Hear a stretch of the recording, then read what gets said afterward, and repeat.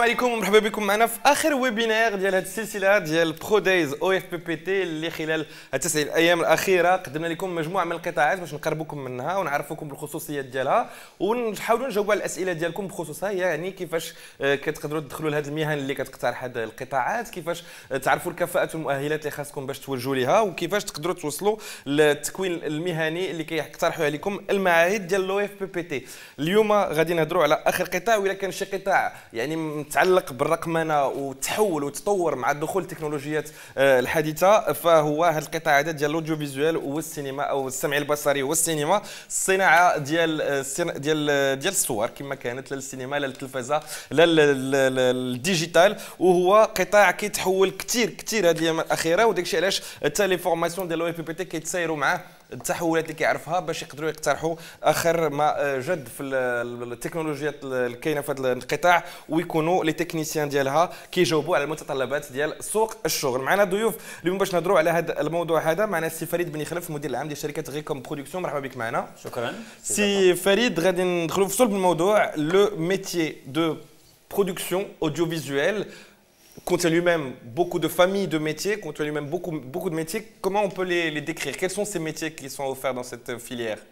Alors, le métier de l'montage, en fait, le montage de السمعي البصري fait بزاف عدة. Donc il y a le producteur, qui est la direction de production, qui est le chargé de production, et ensuite qui est tous les métiers techniques. Donc tous les métiers techniques, le réalisateur, le mukhrij, donc le technicien son, le caméraman, le directeur photo, le monteur. Donc عدة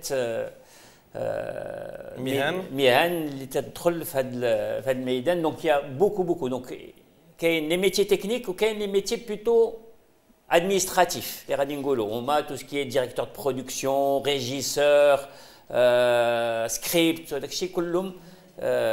دونك تطرقوا هاد المهن pour différents types de métiers dans différents lieux. C'est-à-dire عندك la télévision, عندك le cinéma, عندك la radio, وعندك maintenant قلتيها le digital. Effectivement هذا التطور اللي كاين. Alors, كاين هاد لي فورماسيون كاملين عند لو اف بي بي تي. نقدروا نهضروا على لي فورماسيون ديبلومات اللي كاينين pour des techniciens spécialisés et qui sont titulaires du bac. Eh bien, il y a des formations de techniciens spécialisés en régie et gestion de production. Vous avez parlé des métiers administratifs, des techniciens spécialisés en effets spéciaux, donc ça c'est en post-production, en décor et accessoires, ça c'est pour les plateaux de cinéma et de télévision, spécialisés en audiovisuel option son, on a besoin de preneurs de son sur un plateau, de montage en images également sur les prises d'images, et il y a des métiers de techniciens en costume et habillage pour le cinéma et le spectacle, en maquillage et coiffure, en plateau et en machinerie, et enfin une formation qualifiante en monteur truquiste en audiovisuel. Donc هذه المهن تقريبا اللي كاينه كامله. التكوين المهني كلها يعني هذه المهن هذه كامله كيحضر لها التكوين المهني. Très bien. نتوما كمنتج واش كتاخذوا بزاف ديال الخريجين ديال المعاهد ديال التكوين المهني؟ كيفاش تجربتك وعلاقتك مع هاد المعاهد هذه؟ اللي خصنا نعرفوا هي بان هذا الميدان كيتطلب بزاف ديال لي كومبيتونس، وحد الان راه يا ان بوزوان دي زعما، ولكن ان بوزوان essentiellement في دي كومبيتونس دو كاليتي.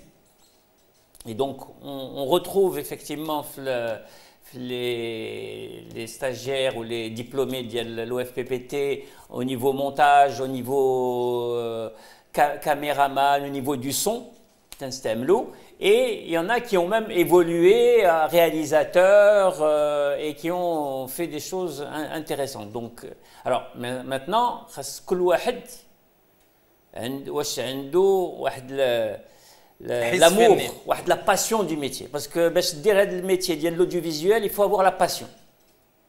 C'est ça le plus important. Il faut avoir cette passion, il faut vouloir être en équipe, parce que c'est un travail d'équipe. Et il faut avoir un peu avec la sensibilité créative. Que ce soit le caméraman, que ce soit le réalisateur, que ce soit le monteur, que même l'ingénieur son, il doit y avoir avec l'ihsassiya le fun. Voilà. Il faut avoir l'ouverture d'esprit لان اوسي قلتيها كاين واحد التطور سريع ديال لي تكنولوجي etc.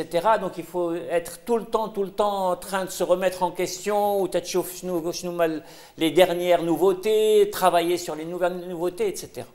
في هذه السنوات اللي دوزتي انت في هذا الميدان هذا، شنو هما التكنولوجيات الحديثه اللي دخلت مؤخرا واللي طورات وغيرت الشكل ديال هذه المهنه ديالكم؟ التطورات c'est essentiellement في les caméras effectivement. De plus en plus les caméras elles sont de plus en plus petites, de plus en plus pointues au niveau de l'image, au niveau de beaucoup de choses, au niveau de l'optique etc. Donc c'est كل مرة تخرج شي حاجة جديدة. Donc et ça c'est pas facile. Donc il faut tout le temps pour les techniciens qui sont à l'image, il faut être à la page. Parce que كاينين يقول لك mais ما عمري ما خدمت في هذا le type de caméra etc. Ça arrive. Mais bon, après il y a un temps d'adaptation اللي تيكون, mais ils y arrivent. Là, on parle de caméra, on parle bien sûr de montage. Dans le montage, là aussi, les techniques deviennent et les logiciels, de plus en plus, on était à Final Cut, maintenant c'est pratiquement dépassé, on est sur Adobe et même plus encore. Donc, كاين التكنولوجيات كاينين في le son, au niveau des micros, au niveau vraiment les choses deviennent de plus en plus performantes. Et ça, c'est forcément, ça implique que les gens qui sortent de ces centres de formation doivent pouvoir suivre ces évolutions-là et s'y adapter. Oui, tout à fait. C'est ce que j'ai dit tout à l'heure. C'est vraiment, il faut qu'ils aient cette passion du métier et donc qu'ils les amènent à vouloir savoir qu'est-ce qu'il y a comme nouveauté, d'apprendre encore, parce qu'il y a toujours à apprendre. Enfin, le métier ADA, on apprend toujours. Il y a la base du métier de l'audiovisuel. Même si on a fait de production, on apprend toujours. Et c'est ça ce qui est bien. خصنا نمشيو من المنطلق ولا من المبدا بان هذا التكوين المهني اللي كتاخذوه في هذه المعاهد هذه هو غير واحد يعني اول خطوه او باب الدخول لهذا المجال وهذا المهنه ديال السمع البصري ولا ديال السينما، لان كما قال السي بني خلف هو واحد المهنه او القطاع اللي كيعرف تطور كبير وسريع في كل وقت، لان لا الالات والماكينات اللي كتستخدموا لا اللوجيسيالات اللي كتستخدموا كلهم كيتغيروا وكيتطوروا، لا التقنيات حتى باش كيفاش كتستعملوهم. يعني واخا تقدر تكون نفس الكاميرا، البارح كنا كنصوروا بواحد الطريقه، اليوم كنصوروا بواحد الطريقه مختلفه. نفس لي لوجيسيال دو مونتاج، البارح كنا كنستعملوا واحد التقنيات، اليوم كنستعملوا تقنيات جديده. وهذا الشيء كامل الا ما كانش عندك الحب ديال المهنه وحب الاستطلاع وحب المعرفه وانك تطور نفسك وتمشي مع التطورات هذه وتكون على باج كما قال السي بني خلف، راه صعيب عليك انك اولا تبقى في المهنه وثانيا انك تكون ممتاز فيها. كيلتحق بنا الضيف ديالنا الثاني المخرج هشام العسري اللي اون ليني معنا. هشام مساء الخير، مرحبا بك معنا. مرحبا بك هشام العسري. ما كاين حتى شي مشكل. كنهضروا مع السي فريد بن خلف على الميدان ديال الانتاج في الميدان ديال السمع البصري. بطبيعه الحال بغينا نهضروا معك انت شويه اكثر على ميدان السينما وعلى المهن اللي يقدروا يشوفوها هاد المتدربين او هاد الطلبه اللي كيتفرجوا فينا واللي تيخموا انهم يدخلوا لهذا المجال. شنو هو المهن انت اللي كتعرفهم كاينين في هذا المجال ديال السينما واللي يقدروا ينفيزاجيوهم؟ En fait, كاين بزاف تاع الخدمه تاع لانجينيوري دو سون، شيف اوبيراتور اللي هو مكلف بالصوره. كاين بيان سور تقنيين تاع الصوت، تاع الصوره، تاع لا ماشينري. مي جو بونس كو غلوبالمون سي اهم لي بوست هما لانجي سون اللي كيتكلم بالصوت او مهندس الصوت، والشيف اوبيراتور اللي كيتكلم بالصوره. ابخي انا ما تنظنش بان الكتابه ولا كتابه السيناريو داخله في التعليم عند زعما هاد الساعه. Effectivement, non, c'est pas des formations qui sont proposées pour l'instant. دونك فوالا. ولا الاخراج، جو سي با واش الاخراج كاين حتى هو، ولكن تنظن بان هاد في السينما كاين الصوت والصوره. اهم دو بوست هو مدير التصوير ومهندس الصوت. هادو جوج من المهن ولا جوج من المهن التقنيه كما قلتي اللي كاينين. ابخي كاين المونتاج بيان سور، après qu'il a 3D, après qu'il tout ce qui concerne la post-production يعني ما بعد التصوير. après كاين المهن اللي هما مهن تاع التسيير، يعني مدير الانتاج هذا. ولكن تنظن بان الناس اللي كنهضروا معاهم ما عندهمش هذا التخصص هذا الساعه. بالفعل. هشام العسري، انت في تجربتك على البلاطويات ديال السينما ولا ديال البرامج التلفزيونيه اللي قدرتي صورتي لحد الان، تعاملتي مع خريجين ديال المعاهد ديال التكوين المهني، كيف كان التعامل معهم وكيف جاتك التجربه معهم بخصوص التكوين اللي خداوه؟ تنظن بان كان واحد اللحظه كان التكوين الوحيد اللي كان في المغرب هو هذا. دونك تلاقيت بزاف مع الناس كيديروا الصوت والصوره والمونتاج خصوصا. ابخي اون فيت الفرق بين حرفه وبين ما هو فني، هو كاين كل شخصيه عندها شي حاجه كتزيدها ولا شي حاجه كتنقصها. يعني كتلقى في التكوين الاكاديمي تيكون كل شيء معلم نفس الحاجه، ولكن الحاجه اللي كتزيد سي الرغبه تاع الشخص في التعلم، سي الاجتهاد، سي المواظبه، سي البونكتواليتي. بزاف تاع الخصائص اللي هما مهمين بزاف بالنسبه لنا، حيت الوقت مهم بزاف ملي كنكونوا كنصوروا ولا كنمونطيو ولا كنكتبوا اكسترا. مي عموما كانوا تجارب كلها زوينه. ابخي كتبقى غير الفرق بين شخص وشخص هو الحب تاعو الحاجه ولا لا باسيون تاعو اللي كيفاش كاين. وبالنسبه للتكنولوجيات اللي كنا كنهضروا عليها مع السي بني خلف حتى هو اللي دخلت لهذا الميدان هذا واللي غيرات وطورات بزاف ديال الحوايج في الميدان ديال السينما، شنو تقدر تقول لنا كتغيرات انت عشتيها بدخول التكنولوجيات الحديثه اللي غيرات الميدان والقطاع ديال السينما؟ تنظن بان كنا عشنا واحد لا فراكتور نيميريك. اون فيت سادير انا ملي بديت كندير السينما كنهضر على 2001 2002 2003 كنا مازال كنصوروا بالارجنتيك، سكون ابيل لارجنتيك ولا لا بيليكول 35 ملم. كان باقي داك الشيء فيزيك يعني انالوجيك. وكان في التعامل تاعنا مع الكاميرا كانوا ديما مشاكل كيطراو باسكو البيليكول تقدر تكسر، نقدروا ما نلقاوش اسيد بيليكول. وابخي دزنا لي كاسيت يعني لي كاسيت اتش دي تو سا. دابا سكي تري لي زوين بزاف هو ان لو نيميريك الى ابورتي واحد جاب واحد التسهيل اللي كبير بزاف. و ميم طون في التسهيل كاين واحد ولا كلشي عنده نفس الصوره، كلشي عنده نفس المونتاج اكسيتيرا اكسيتيرا. دونك هنا فين كتولي عاوتاني الاجتهاد الشخصي عنده قيمه اكثر. باسكو افون ملي كنا كنصوروا فيلم، حيت نصور بالارجنتيك نصور بالبيليكول، كان اوتوماتيكمون كان عنده واحد القيمه فنيه كبيره. باسكو لا بيليكول عندها واحد الحاجه، واحد لا نوبليس، الحاجه كتجيبها اوتوماتيكمون. ملي دابا اون فيت ولاو كاع ميم التليفون بورطابل راه يقدر يخدم ايفون ولا شي حاجه، نقدروا نصوروا به كورميتراج الا عرفنا كيفاش نصوروا به. دونك سا شونج فريمون بوكو دو شوز دون الميتي. كنهضروا بزاف على لا ديجيتاليزاسيون في مجموعه ديال القطاعات اللي هضرنا عليها لحد الان، وهو قطاع اللي ما غبراتش عليه لا ديجيتاليزاسيون هو هذا القطاع ديال السينما وديال الاوديو فيزوال.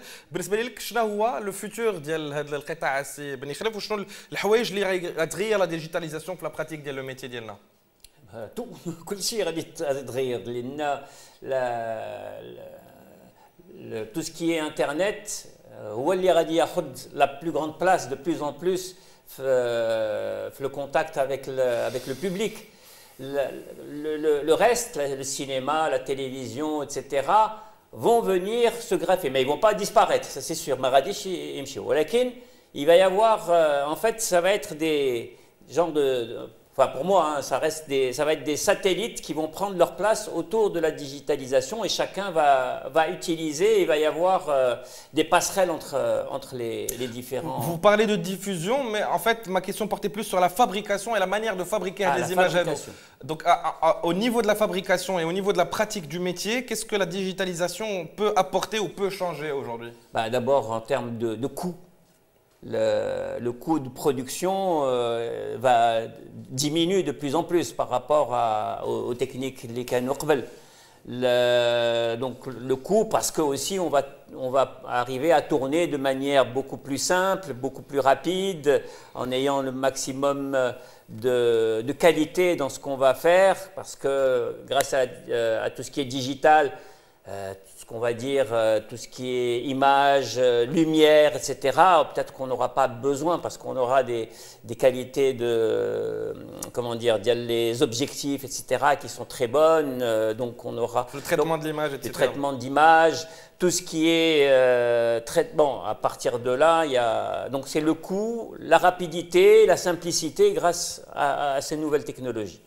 Est-ce qu'elle peut remplacer les humains, cette digitalisation, Hicham El Esseri? Non, non. Non, non, moi je pense que la digitalisation, c'est deux choses. C'est-à-dire, en fait, est-ce qu'on parle de contenu, est-ce qu'on parle de moyens, ou est-ce qu'on parle. Parce que les idées, en fait, seront toujours des idées humaines, avec des fragilités humaines. يعني الفكرة ديما كتكون من بنادم والنفس كتكون في الشخص. دونك الفرق هو هذا. اما بالنسبه للمويا تكنيك كما هضر عليهم السي خلف سي اون فيت كيفاش كنستعملوهم. الفرق هو كيفاش كنستعملوه. يعني انا بالنسبه ليا بحال ستيلو مثلا، كاين اللي غيستعملوه يكتب الشعر وكاين اللي غادي يخربق به ولا يرسم به ولا شي حاجه بحال هكا. بور سي فريمون سي هذا هو سي دي زوتي زعما غير وسائل ولا ادوات الاستعمال تاعها زعما كل شخص كيفاش غادي يستعملهم. انا بالنسبه ليا هنا انا كنظن بان واحد الحقبه زوينه بزاف في ان كاين لاكسي بزاف لا كولتور اترافير لا ديجيتاليزاسيون سادير لاكسي او فيلم حاجه تاع لا كولتور اللي قريبه لنا بزاف.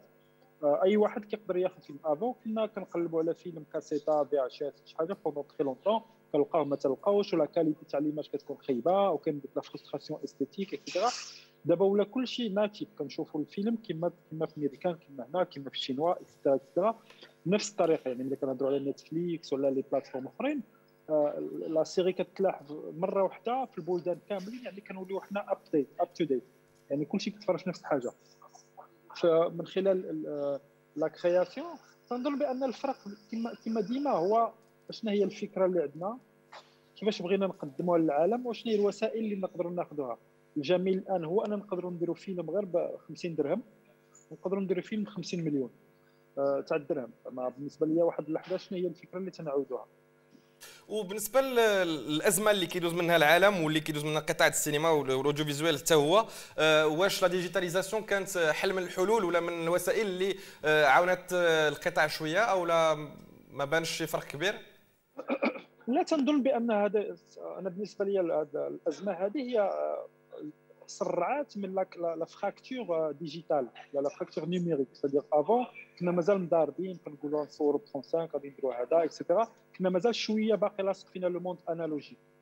هذا لو كوفيد il a montré en fait qu'on était prêt et que c'est finalement c'est نتخيلوا باننا في 1985 ما كاين لا تليفون لا انترنت لا والو وكانت الكوفر فو وكان كنا مسدودين في ديورنا. جو بونس غتكون الازمه النفسيه اللي يقدر يدوز منها بنادم كثر لان التلفازه كانت كتبدا معطله كاين الراديو اكسيتيرا. الوغ كو دابا اون لامبرسيون زعما عندنا الشعور بان واخا مفرقين المسافات كنقدروا نشوفوا راسنا كما دابا. زعما واخا ما نقدرش نكون معكم فيزيكمون اللي كيتفرج فينا نقدروا يشوفوني ونشوفهم ويسولونا ونهضروا معاهم تكون التواصل بيناتنا. دونك انا بالنسبه لي كانت ديجا هذا واحد الحاجه اللي مهمه بزاف غنهضروا عليها من بعد عامين ولا 3 سنين ملي غنسالوا الازمه وغادي نحسوا بالسكال سادير اشطرا من بعد بوندو هذه الازمه.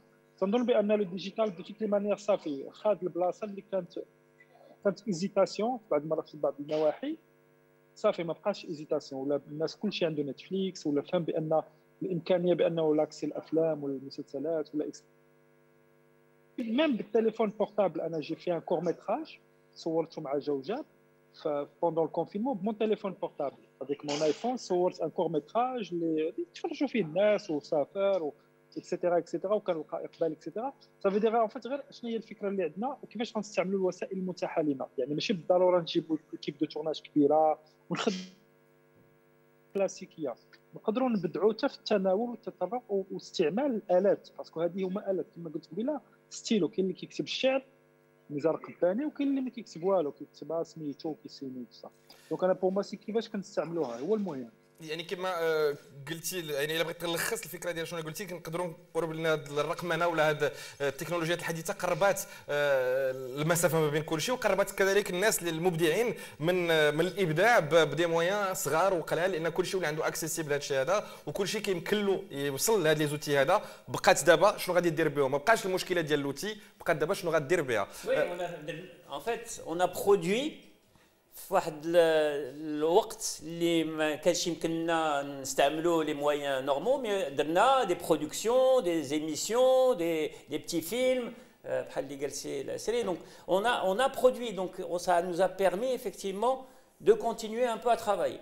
Quels sont les apprentissages que vous avez tirés de cette crise du Covid?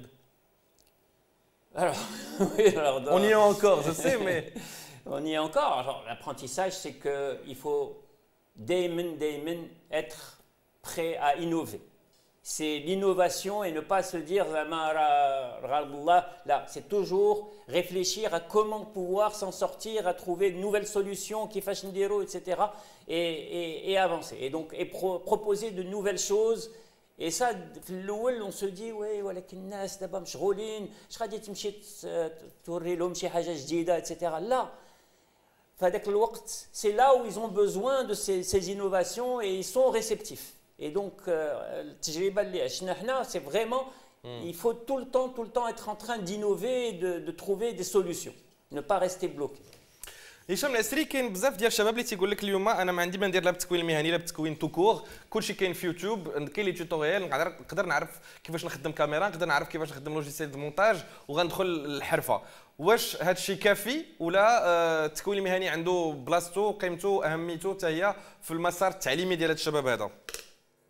انا تنظن علاش نختاروا، يعني بالنسبه لي التكوين مهم لان كتفتح بيبان وكتلاقى مع الناس، واهم حاجه في العلم ما نقدروش نتعلموا غير بوحدنا معزولين عن الناس. يعني المعرفه تجي حتى من الاحتكاك، حتى من اختلاف الراي، حتى من النقاش حول الاشياء. يعني ضروري باننا واخا نتعلموا في يوتيوب اكسيتيرا، هذوك سي تسهيلات، يعني كنشريو ديك سكون ابل لا ليتيراتور تكنيك تسهيلات. ولكن تنظن بان الا تلاقيتي مع واحد المعلم ولا واحد الاستاذ ولا واحد الشخص ولا واحد متدخل كيعطيك واحد الافكار اكسيتيرا، هذه كتزيد على الشخصيه تاعك، كتزيد على العمل تاعك. هذا ما يمنعش بان باراليلمون الناس خصهم يقراو، ماشي غير بور لا تكنيك، خصهم يقراو سي لشخصهم لذاتهم، باسكو حنا تنديروا واحد الاعمال بعض المرات اللي كتبان ابسورد بعض المرات، ولكن ضروري خصنا نكونوا حنا مشبعين بالثقافه باش نقدروا نعطيو وجهه نظر، نكونوا مشبعين بمعرفه باش نقدروا نبارطاجيوها، باش يكون عندنا وجهه نظر اكسيتيرا. يعني ماشي بالضروره نكونوا كنهضروا غير على تكنيك. يعني البروبليم تاع لا سبيسياليزاسيون بعض المرات سيكو كتلقى الشخص عارف غير داكشي اللي خصو يدير، ما كتلقاش عنده انفتاح على حوايج اخرين، على مواضيع اخرى ولا لا دي سيجي اخرى ولا دي تيماتيك اخرين، سكيفي كيبقى محدود، ما كيافونسيش في لا في المعرفه تاعو، ما كيوسعش لي زوريزون. انا بالنسبه ليا الا كانت الفرصه زعما هي فرصه مهمه بزاف للشباب، باسكو واحد اللحظه راه ما كانش امكانيه الواحد يقرا السينما ولا الكاميرا ولا الاوديو فيزيال اكسيتيرا. كان زعما كيمشي كيدوز ستاج في التورناج ديريكتومون، تيبدا من لو با د ليشال. الوغ كو دابا كاين امكانيه بان يكون عنده ديبلوم، وداك الدبلوم تيحل حيت عنده قيمه فنيه. لا عامين تيقرا سافو دير اوتوماتيكمون سوق الشغل كاينه البلاصه تاعو، وعنده الاحقيه اكثر من واحد ما قاريش هذا الميدان هذا. دونك ابخي كاين لي ستاج كونفونسيوني، ابخي كاين بزاف د الحوايج. تنظن مزيان بنادم يقرا يستافد من التكوين الاكاديمي، باسكو كيعطي لا ستركتور، كيعطي واحد الهيكل زوين بزاف، وفي هذاك الهيكل نقدروا نزيدوا اللي بغينا. في البحث تاعنا في انترنت، في عوض ما نقرا على الكاميرا نقدر نقرا على كتاب لا دوستويفسكي ولا شي حاجه بحال هكا اللي غادي تكبر وجهه النظر تاع الشاب. وتنظن بان انا بالنسبه لي النصيحه الوحيده اللي تنعطي للناس كاملين، كما كانت الشعبه تاعهم ولا التوجه تاعهم، خصهم يقراو باش يستافدوا هما كشخص، باش يكبروا العوالم تاعهم. هذه اهم حاجه، باسكو واحد اللحظه الحاجه لا ديس نهضروا على غير على الكره ولا شي حوايج اللي قراب لينا، ولا نتجاوبوا على المشكل اللي طاري دابا اليوم اكسيتيرا. نكون عندنا ثقافه، وهذيك الثقافه كتمكننا، باسكو واحد كيتعلم المونتاج راه ما يعرفش راسو واش غادي يمونتي يخدم في المغرب ولا في امريكان ولا في الشرق الاوسط ولا اكسيتيرا. خصو يكون مثقف الى نوع ما باش يقدر يكون عنده حوار. الا كان مونتور خصو يقدر يتحاور مع مخرج، الا كان شاف اوبيراتور خصو يقدر يتعامل مع المخرج اكسيتيرا ولا مع كاتب ولا اكسيتيرا. دونك هذا هو بالنسبه لي اهم حاجه اللي اضافه الى التكوين. سي بني خلف شي تعقيب على هذا؟ Oui, là, j'adhère tout à fait à ce que dit Hicham. Le plus important, et je le répète, le stagiaire doit avoir une première formation de base sur laquelle, en tant que producteur ou là avec qui on va travailler, on a besoin d'une référence. مشى قرا هذاك الشيء في انترنت ما عرف شنو قرا وكيفاش هذاك الشيء دونك سي اون سي بان راه الى ان ديبلوم اي كو اون كوني لو بروغرام ديالو اتسيتيرا دونك اون اي راسوري بان هذا السيد في الاول راه عنده ان سارتان باجاج كي اي زعما كوريكت ابخي افيكتيفمون ا لوي de se développer, يحل الفكر ديالو يقرا جهه اخرى il échange avec des professionnels et يدير لي ستاج effectivement mais خصو يتفتح il faut qu'il ait avec l'esprit d'ouverture c'est ça la valeur ajoutée ديالو دائما هذا الميتي ديالنا je le redis c'est un métier d'ouverture il faut toujours être ouvert à l'échange à apprendre à donner donc c'est ça qui fait la richesse de la personne qui va faire ce métier. Donc ça, vous avez parlé de quelques-unes des qualités qu'on cherche dans ces profils-là. Quel est pour vous le profil type? Quels sont les profils types que vous cherchez dans ces métiers-là quand vous pensez à recruter, quand vous pensez à chercher de nouveaux techniciens? C'est ça, le profil type, c'est quelqu'un qui a bien sûr un bagage pédagogique et académique, voilà. qui est reconnu, parce que ça c'est important, qui a fait des stages, et en même temps, en termes de personnalité, chez Wahed li Radi, je reviens, la passion, qui a la passion. On va sentir Benna la tibri le mihna dialo. Mais si tu dis هاد المهنه غير باسكو il a voulu la faire ou la قالوا له سير دير وما عجبه لو كان ما تعجبوش راه il la fera pas bien. Ça c'est certain. Donc il faut vraiment qu'il ait la passion. Il faut aussi qu'il aime travailler en équipe. Là aussi c'est un travail d'équipe, c'est pas un travail où on est tout seul. C'est le métier, on est tout le temps en train de travailler en équipe. Donc, etc. Il faut qu'il soit méthodique, mantéqué aussi, il faut qu'il soit pratique, parce que tout ce qui est technique, il faut vraiment qu'il soit pratique. Donc, à les éléments clés que doit avoir quelqu'un qui va faire ce métier. هشام العسري حتى الخدمه ما فيهاش لا مونوتوني بزاف ماشي بحال البلاطو ديال السينما بحال ديال التلفازه بحال ديال الديجيتال ماشي بحال اللي كنخدموا في مسلسل بحال اللي كنخدموا برنامج على الموسيقى بحال اللي كنخدموا في فيلم مطول هضرنا على شنو كيعطينا كم غيشاس هذا الميتي هذا جو سي با انا تنظن بان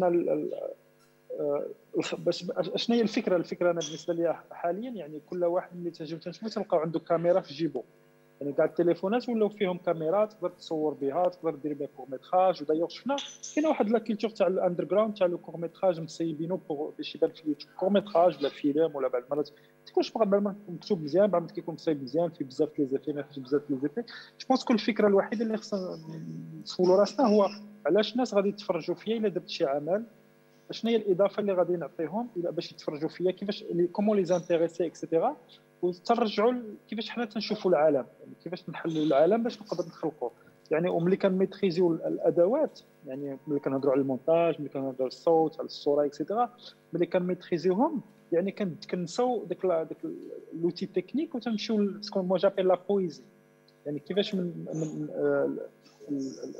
السينما مثلا ولا الكاميرا هي آلة ولكن تقدر تكابتوري شي حوايج اللي حنا ما نقدروش نشوفوها وتقدر تكابتوريها بور توجور زعما الى الابد دونك كيفاش نتعاملوا مع هذه اللحظه الازليه ولا الابديه ونخلقوا واحد الحاجه اللي غادي تبقى انتريسي بوكو دو موند بوندون تري لونتون يعني كاين افلام دابا تاع 1920 يعني قرن هذا نقدروا نتفرجوا فيهم دابا حيت عندهم قيمه فنيه وفوا قبل 100 عام راه ماشي سهله باش يعني في السياق تاع سميتو الفن ولا الابداع اكسيتيرا دونك فوالا انا بالنسبه ليا كنرجعوا كما هضرنا لي كاليتي بيرسونيل سادير الا ما كانش شغف الا ما كانش حب للحاجه يعني نهضروا على كره ولا نهضروا على السينما ولا نهضروا على الكتابه الحاجه اللي ما دارتش بالخاطر وبالقلب ما عمرها ما كتمشي لشي بلاصه كتبقى ديما محدوده وهادو المهن تيطلبوا بزاف تاع لونغاجمون هو بنادم تيمشي افون ما تتكاسلش ما البروكراستين با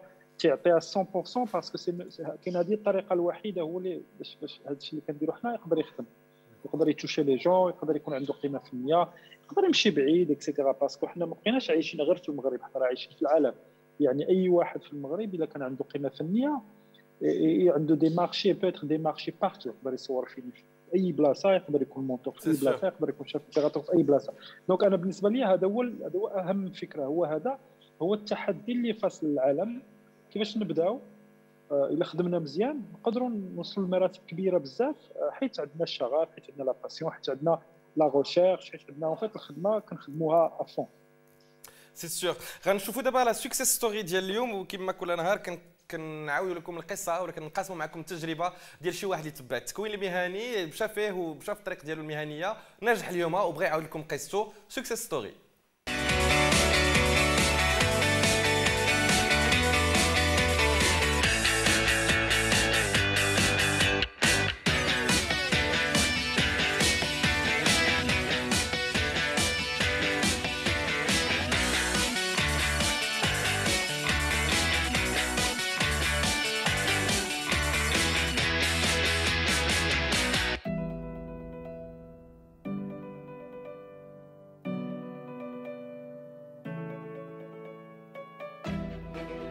التكوين المهني لانني صراحه بغيت ناخذ مهنه، يعني نولي بروفيسيونيل. يعني انا كنت في واحد لو دومين ديال السينما ولا ديال السمع البصري، كنت يعني كان عزيز عليا، يعني كانت هوايه ديالي، كنت مثلت في افلام، مثلنا في مسرح، يعني كان عندي واحد شويه ديال التجربه فيه. ولكن من بعد فاش عرفت بانه كاين المعهد هنا غادي يدار معهد متخصص في مهن السينما، قلت لي مالا انه تولي عندي واحد البروفيل اللي هي يعني تولي مهنه، حرفه، صنعه اللي غنولي يعني مسبيسياليزيه فيها.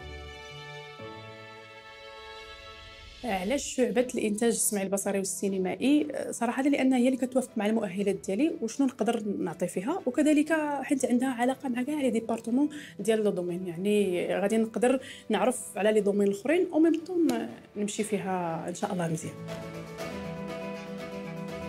يعني باغمي الحاجات اللي خديناهم في هاد لا فورماسيون ديالنا، اول حاجه يعني لا ليكتور ديال السيناريو، الديبويمون ديال السيناريو، يعني في كوتي لا برودكسيون لا من الجانب ديال الاخراج، يعني خدمنا الديبويمون بجوج ديال لي كوتي ديالهم. كذلك يعني خدمنا لي ليست دو روبيراج، خدمنا لي فوي دو سيرفيس، يعني كاع داكشي اللي ممكن يكون لك اوتيل في يعني في ان تورناج ولا انك تولي تخدم به. حتى في البروجي دو فان ديتود كان كيكون عندنا من الكتابه ديال السيناريو وحنا غادي يعني كنديروا ليه الديبويمون ديالو، كنبقاو يعني كنديروا ميم لا ريجيسور، يعني لا ريجي حتى هي كنخدموا فيها، الكاترين، ترونسبور، يعني كنوليو بحال قلتي ان بروجي دو ا ا زد. يعني كاع هذا الشيء خديناه من الفورماسيون في التكوين هنا في ورزازات. من بعد ما تحصلت على الدبلوم ديالي خرجت لسوق الشغل وبديت بلي ستاج في مجموعه ديال شركات الانتاج في كازا، في اكادير، في مراكش، في الرباط. خديت واحد شويه ديال الاكسبيريونس وقررنا انا وزوجي اللي حتى هو خريج ديال المعهد باش انه نديروا شركه انتاج في مدينه ورزازات اللي هي متخصصه في السمع البصري وكذلك في الانتاج الرقمي. وميم طون كنكمل الدراسه ديالي في سلك الدكتوراه السنه الثانيه في الكومونيكاسيون. المؤهلات اللي خصها توفر في مدير انتاج، اول حاجه خاص يكون عنده واحد يعني سيرتو في هذا الدومين ديال السمع البصري والسينما، خاص يكون عندك واحد الالمام وواحد الشغف بهذا الدومين. ثاني حاجه باش انك يعني تادابتي هذاك الشغف ديالك خاصك دير واحد الفورماسيون، يعني تزيد تكون راسك باش انك تزيد دير هذه المهنه. هادشي كان حلم يعني من شحال هادي، يعني من 11 عام من دابا، يعني كان حلم تحقق وحنا غاديين فيه ان شاء الله. وهذا الشغف اللي عندنا ديال الدومين كيبان في الاعمال ديالنا. بالنسبه للشباب اللي بغى يعني يقرا في التكوين المهني، اول حاجه خصو يختار مزيان الدومين اللي بغى يعني اللي يقرا فيه، يكون عنده الشغف لهذاك الدومين، تكون عنده العزيمه والاصرار، نصبر، ندير ستاجات، خصك تهبط شويه لو تيران تعرف اشنو كاين، عاد ديك الساعات فاش يعني كتانتيغرا باش كتكون الخدمه ديالك عندها واحد النتيجه، واحد الغونطابيليتي.